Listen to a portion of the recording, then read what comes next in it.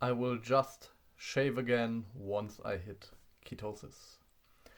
So, welcome to another video on this channel, and as you can see in the title, in this video I will give you a glimpse into what I perceive to be the sad world of keto dieting. And I had a recent meeting this week, 2 days ago.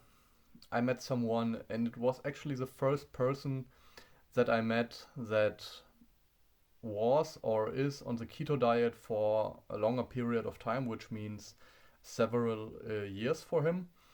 And I want to preface the video by saying this is not a hate video, this is not nothing against the person. It is just my intention to question this way of dieting, this way of eating, and to show alternatives that you can see on my channel already, and about which there will be more content in the future. So, what happened? We wanted to meet up with my girlfriend and a friend, and he is eating keto. And we were thinking about, okay, what can we make together for food? And then my girlfriend thought about, okay, maybe like steamed vegetables from the oven.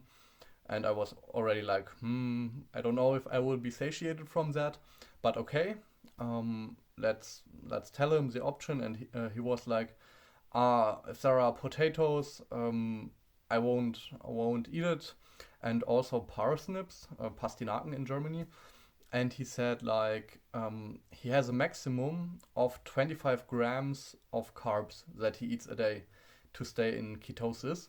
So for those of you who don't know, a ketogenic diet is like an extreme low carb diet where you don't eat a lot of carbs, obviously. Like with a low carb diet, I think you have like up to 100 grams of carbs that you eat. And in the ketogenic diet, it is like the way he does, 25 grams. And he also said that sometimes he even took exogenic ketones to stay in ketosis because he ate too many carbohydrates. And yeah, I am asking myself, why is it a diet that is so hard for many people to follow? Like, why is it not more common to eat this way? And for him, it seemed to work. I was also asking him, what do you eat in a day? And he was like, oh, in the morning, first thing I have my bulletproof coffee. So a coffee together with coconut oil, butter, and MCT oil. So that's the ingredients. After that, for breakfast with solid food, he has like 3 eggs usually, he said, with tomatoes. For lunch, a chicken breast. And for dinner, he said sometimes nothing if he doesn't feel hungry, and sometimes steamed vegetables. And I was like, okay. To me, it doesn't sound like a lot. It sounds like calorie restriction. And also with coffee, I'm thinking it is something that I see a lot in the keto community. You know, Mark Sisson, Dave Asprey, and other folks with this biohacking approach, and they drink a lot of coffee, a lot of stimulants also. And I will get into coffee in another video, but I just wanted to say my perspective is that they are lacking the energy that other people may get in the diet from carbohydrates, and replace it with a stimulant, caffeine. And so they need that to just have a stimulant to feel energized and stuff. And yeah, calorie restriction also, just as I said. And he also said he does it for 4 years, but last year he fell off. And he said fruit is not really that hard for him to not eat because he had some allergies. But potatoes are rough for him, and he said last year was also a year where he gained weight again because he didn't stick to the keto diet completely. And I'm thinking like I'm eating a high carb, low fat vegan diet for 6.5 years now, and I never had any struggle, especially not long term. I know everyone's different, but I'm under the impression that it has something to do with the extreme level of restriction. And yeah, he also said that once you get into ketosis, you first, for the first 2 weeks, you can have the keto flu, just to get adjusted. And once you go out of ketosis and then you want to get back in, you have the adjustment phase again with the keto flu. And I'm asking myself, is that a normal function of the body to react this way? And I highly doubt it. And I mean, if you don't want to eat potatoes and eat low carb, all right, it's not what I want to do, it's not what I recommend, but then if you are really unable to eat parsnips, like that was shocking to me because I don't really like parsnips because they don't have enough carbohydrates in my opinion.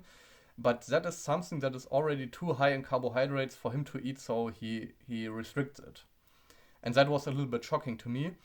And I found something else on Instagram. I'm not using it, but it's a public account, so I'm just including it in here. And you can see I'm translating. She says something like, I cheated this weekend because I ate fruit. And she has like a small fruit bowl. I would say it's maybe one banana, some blueberries, one apple, and one pear. And maybe just half an apple and half a pear. And I think, like, what a sad life is that? Like, to eat so small portions, and again with the chocolate sauce, with the self-made chocolate sauce. I haven't seen the recipe. It's already 3 years old, the post already, but I'm thinking cacao is a stimulant again, so chocolate is a stimulant again, so the same theme as with the other guy may apply here. And the second thing is artificial sweeteners.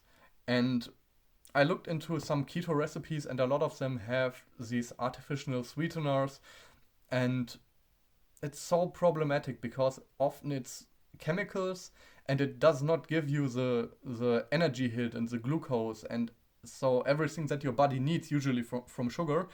And these fake sweeteners, they don't give you that, so they lead to binge eating. They are often unhealthy, and I don't recommend it, but it tells me something about the nature of us as humans, so that we have a sweet tooth, so that we like sweet stuff, that we like fruit usually. And to be on a diet where you have to say, oh, it's the weekend, I cheat in my diet plan, and the cheating is to consume fruit, and then again, restriction, just a small portion size. And I will go into that in another video, but when I eat fruit portions, other people cannot believe I eat this. But I will get into it on another video. I think that's pretty much everything I wanted to share in this video. I maybe can relate to Harley, to Dorian Ryder, who often says if you restrict carbs, you restrict life. And in the past years, when I got to know him, I was like, okay, this makes sense. It's a useful quote. But with these two examples, I'm like, a light bulb went off in my head, and I was like, this is just so true. If you restrict carbs, you restrict your life quality, your ability to do things, the energy. And another thing is, there is nearly no way to eat, if you want to eat a vegan diet, to eat a vegan and a keto diet. I know there is a sub forum on Reddit where people are that plan on doing it or are doing it, but for me it doesn't really sound like something I want to do, with avocados, coconut oil, nuts and seeds, tofu, and maybe chickpeas, but I don't know about the carbohydrate content of them. Okay, enough for this video. As I said, not a hate video, nothing against people. He was also a very nice dude. I liked meeting him. I liked to talk about him, also about diet. But this is just to show people there is an alternative and something where you can eat until you feel full without worrying about your health, without worrying about health, your weight gain also, where you can just eat, feel energized, full, satiated, and live a happy life. Okay, that's it for this time. See you next time, and have a nice weekend.